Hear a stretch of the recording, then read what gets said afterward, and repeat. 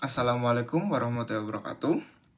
Selamat datang di video saya kali ini. Saya akan melakukan presentasi mengenai implementasi algoritma permainan catur berbasis Graphic User Interface menggunakan dictionary Pygame menggunakan bahasa Python.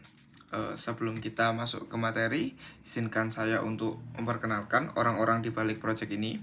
Di antaranya ada saya sendiri selaku mahasiswa, nama saya Rama Andarista dengan NIM 2303-1260-1297. Kemudian ada dosen pembina saya, Bapak Muhammad Yasid, Skom, Mkom. Kami berdua berasal dari Departemen Matematika, Fakultas Matematika dan Ilmu Pengetahuan Alam dari Universitas Negeri Malang. Pertama-tama, background dari proyek ini adalah proyek ini dibuat untuk mengembangkan game catur digital yang interaktif menggunakan dictionary Pygame sebagai platform utama.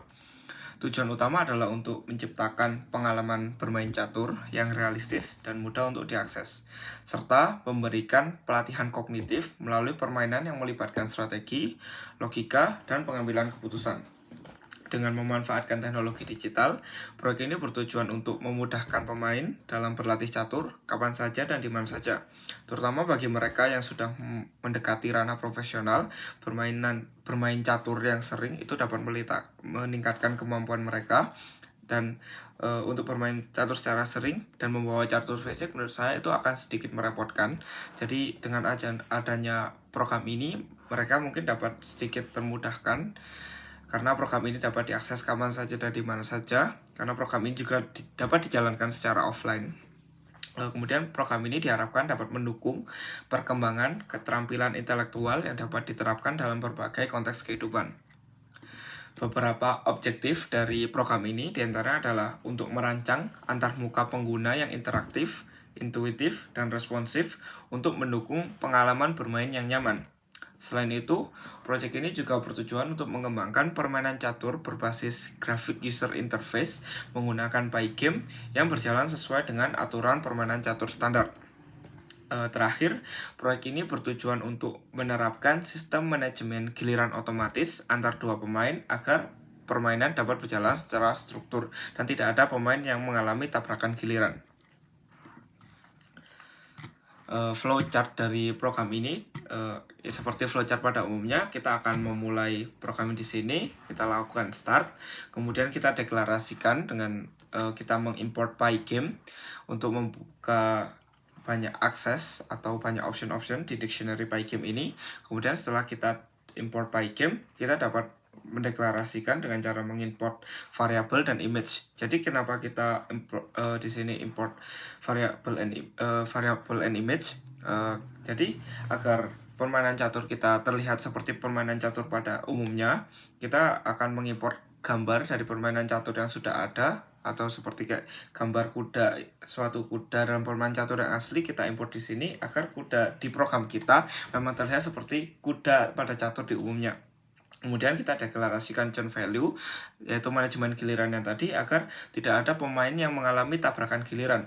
Jadi ketika permainan akan selalu diawali dengan putih yang bermain terlebih dahulu, kemudian akan dilanjutkan dengan hitam, dan akan dilanjutkan dengan putih lagi, dan seterusnya sampai permainan berakhir.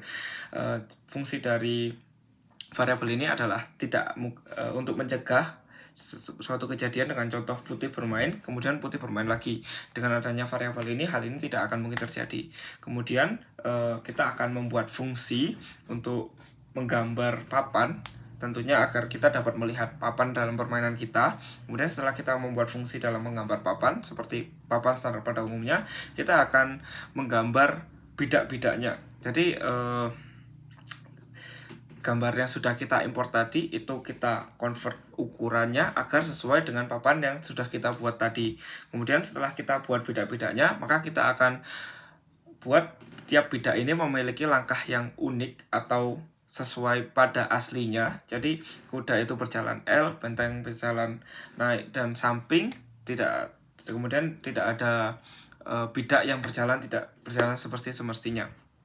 Setelah kita buat fungsi tiap bidak itu, kemudian kita cek apakah tiap bidak kita ini sudah valid dalam permainan. Kita akan buat fungsinya untuk mengecek, yaitu kemudian kita buat ini fungsi checking valid move, kemudian untuk queen, bishop, rook, kemudian knight, pawn, dan seterusnya. Kemudian setelah kita buat fungsi langkah dari tiap-tiap bidak, kita akan membuat fungsi di mana bidak ini hanya dapat dijalankan ketika giliran pemain tersebut.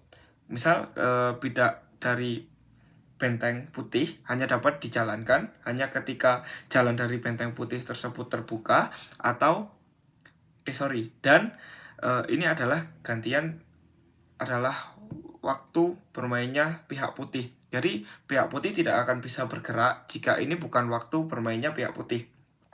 Seperti itu. Kemudian setelah kita buat fungsi untuk semua pergerakan dan setelah kita cek ternyata semuanya sudah valid, maka kita akan menampilkan layar baru yang telah mengadopsi bidak yang sudah digerakkan. Jadi kita akan merefresh layarnya dengan kondisi baru di mana bidak yang baru telah dijalankan. Misal ketika awal bermain, terus kemudian putih menjalankan E4, kita akan merefresh layar dengan menampilkan pion berada di E4.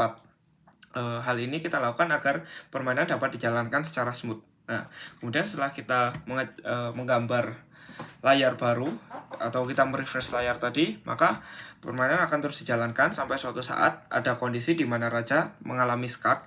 Di sini fungsi ini bertujuan untuk menampilkan flashing atau kelap-kelip di kotak raja yang mengalami skak.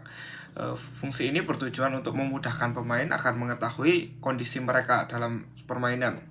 Ini tidak wajib, tapi dengan adanya fungsi ini akan sangat memudahkan permainan. Kemudian setelah raja mengalami skak, maka kita akan membuat fungsi yang mengecek apakah kondisi raja ini mengalami skak biasa atau mengalami skak mat. Nah, ketika raja ini mengalami kondisi skak biasa, maka kita akan langsung lempar ke fungsi switch turn, yaitu kita akan melempar giliran bermain ke pihak yang mengalami skak agar dapat mengamankan rajanya. Nah, setelah pihak yang mengalami skak mengamankan rajanya, maka permainan akan berlangsung seperti tadi, mengulang dan akan menampilkan draw valid move on screen. Jadi layar kita akan kita refresh lagi sampai suatu saat akan terjadi skak lagi. Nah, ketika hal ini berlangsung terus menerus dan suatu saat raja ini mengalami skak, kemudian kita cek ternyata raja mengalami skak mat, maka kita akan langsung melempar ke display winner. Ini adalah fungsi untuk menampilkan bahwa salah satu pemain sudah mengalami kemenangan dan akan memberhentikan sistem. Kemudian setelah memberhentikan sistem, kita dapat menutup sistemnya.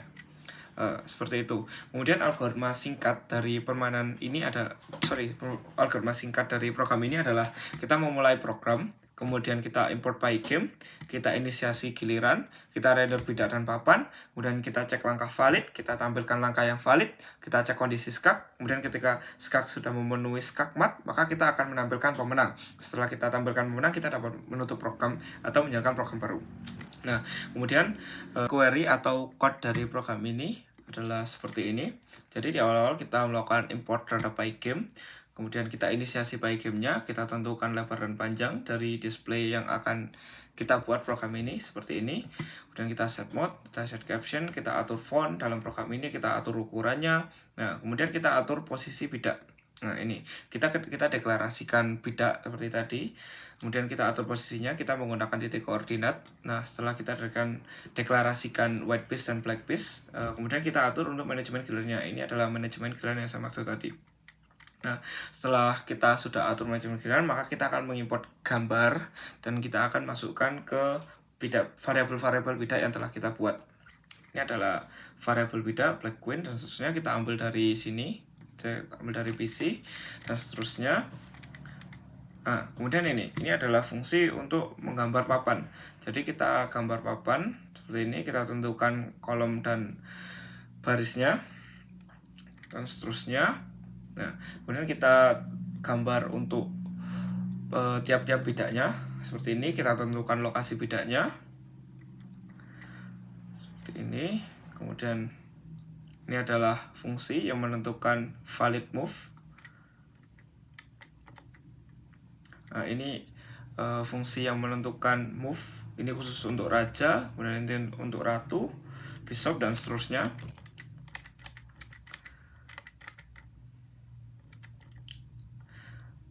ini yang menentukan valid move. Jika valid move di fungsi ini itu jika suatu sisi dia tidak melakukan gerakan dengan benar, maka pemain ini harus mengulang gerakannya dan sisi permainan tidak akan berganti. Jadi permainan tidak akan dilanjutkan jika salah satu pemain tidak melakukan gerakan secara benar. Kemudian ini adalah fungsi untuk menggambar valid move tadi. Jadi ini adalah untuk merefresh bahwa ini adalah fungsi yang digunakan untuk misal kita memencet pawn atau pion, kemudian ini akan ada rekomendasi tempat di mana pion ini bisa melangkah. Bukan rekomendasi sih, lebih ke tempat mana saja yang bisa dijangkau oleh pion ini. Nah, ini dan seterusnya. Kemudian ini main loopnya agar program dapat berjalan. Nah, setelah selesai mendapatkan skakmat, kita akan dapat meng-quit program ini. Kemudian kita untuk hasil dari programnya sendiri seperti ini. Kita running ini. Jadi putih hanya bisa yang melangkah dulu hanya bisa putih. Ketika kita pencet hitam tidak akan ada respon. Namun jika kita melangkahkan putih akan merespon. Kemudian kita melangkahkan putih lagi tidak bisa. Ini adalah hasil dari manajemen giliran tadi yang sudah kita deklarasikan. Setelah putih melangkah, maka hitam bisa membalas langkah. Kemudian ini adalah valid move yang saya maksud tadi. Jadi ketika ini kan benteng tidak bisa melangkahi bidak lain. Kemudian jika jalannya tertutup, maka benteng tidak bisa melangkah kemana-mana. Ini adalah fungsi dari valid move tadi. Jadi hanya bidak-bidak yang memiliki kesempatan langkah atau yang langkahnya tersedia yang dapat berjalan. Seperti ini kita balas dengan pawn, dan ini kita makan dan seterusnya. Kemudian untuk hasil skakmatnya, misal ini pion di sini, ratu di sini, melangkah sini, bishop di sini, ini akan terjadi skak. Sebenarnya program ini belum terlalu sempurna karena jika kita melangkahkan bidak lain seperti ini, itu tetap bisa, dan cara skakmatnya adalah dengan memakan raja seperti ini. Setelah raja telah termakan, maka program akan berakhir. Atau ini kita enter untuk memulai program baru. Misal putih melangkah di sini, ini adalah program untuk menyerah. Nah, program telah selesai. Kemudian untuk hasil dan pembahasan ini berdasarkan hasil pengembangan dan implementasi program permainan catur menggunakan bahasa Python dan pustaka Pygame, dapat disimpulkan bahwa penerapan Pygame berhasil dimanfaatkan secara efektif untuk membangun antarmuka grafis permainan, termasuk papan catur, bidak, dan elemen interaktif. Kemudian struktur kode yang modular memungkinkan pengelolaan komponen permainan seperti giliran pemain, validasi langkah, serta deteksi kondisi skak secara efisien dan mudah dipahami. Yang ketiga, logika permainan telah diimplementasikan sesuai dengan aturan dasar permainan catur, termasuk pergerakan bidak yang sah, pergantian giliran, serta deteksi skak dan skakmat. Mungkin yang dapat diperbaiki dari program tadi adalah jika raja dalam kondisi skak, maka tidak ada bidak lain yang dapat digerakkan kecuali bidak yang dapat mengamankan raja dari skak. Itu akan mungkin diperbaiki di lain waktu. Yang keempat, program ini mampu memberikan pengalaman bermain catur secara dua pemain dalam satu perangkat dengan tampilan visual yang jelas serta interaksi yang responsif. Tadi dapat dilihat bahwa tidak ada delay dalam penggunaan aplikasi tadi. Yang kelima, program yang dilengkapi dengan fitur untuk menampilkan bidak yang tertangkap, menyerah, dan memulai ulang permainan, sehingga membuat permainan lebih lengkap dan interaktif. Jadi ketika salah satu pihak dirasa sudah kalah, namun masih ada beberapa langkah untuk melakukan skak, tapi kedua belah pihak ingin untuk bermain lagi dari awal, maka tadi saya kasih fitur for it atau menyerah, sehingga program dapat langsung diulang, agar permainan dapat diulang dalam waktu itu juga. Dengan demikian, proyek ini menunjukkan bahwa pengembangan permainan strategi seperti catur dapat direalisasikan dengan program yang relatif sederhana. Mungkin program ini kedepannya akan dilengkapi dengan AI atau mungkin pemain melawan komputer, namun itu masih akan menjadi program jangka panjang. Ini adalah presentasi singkat dari saya. Mohon maaf atas segala kekurangan. Wabillahi taufiq wal hidayah. Wassalamualaikum warahmatullahi wabarakatuh.